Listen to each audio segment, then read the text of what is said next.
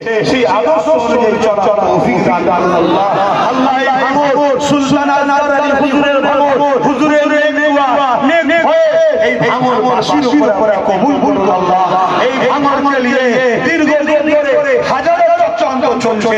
এই ভাঙরের মানুষের ঘর বাড়িকে ভেঙে উচ্ছেদ করে দিয়ে এয়ারপোর্টের নামে জমি দখল করে বড় বড় কর্পোরেটদের হাতে বড় বড় ব্যবসায়ীদের হাতে তুলে দেওয়ার পরিকল্পনা চলছে। আল্লাহ যারা এই পরিকল্পনা করছে আল্লাহ তাদেরকে ধ্বংস করে দেন আল্লাহ।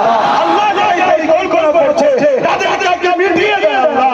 আপনি ভাঙরকে হিফাজত করুন, ভাঙরের মানুষকে হিফাজত করুন। তারা তাদের মাতৃভূমিতে ঘর বাড়ি নিয়ে পরিবার নিয়ে বাচ্চাদের নিয়ে সুখে শান্তিতে থাকার তৌফিক দিন আল্লাহ।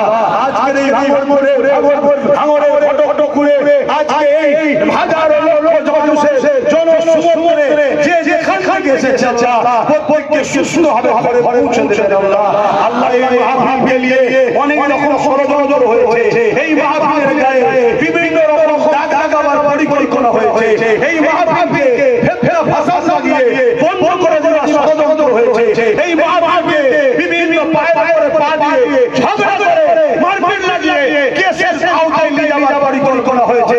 তারপরও আমি আমার রাজ্যের প্রশাসন বন্ধুদের মধ্যে থেকে যারা আইনকে মান্যতা দিয়ে আইনের রাস্তায় চালিয়ে আজকে আমাদের ঘরে নবীর মিলাদ মাহফিলের সুব্যবস্থা করে দিয়েছে মালিক। ওই প্রশাসনকে ঘরে আপনি সুন্দর বন্ধন করবেন, তাদের পরিবার বাচ্চাদের নিয়ে হাসি খুশিতে রাখবেন। তারা আইনকে জালিয়াতের চক্রান্তকারীদের চক্র করে প্রাণ দিয়ে নিরপেক্ষতার কাজ করেছে মালিক।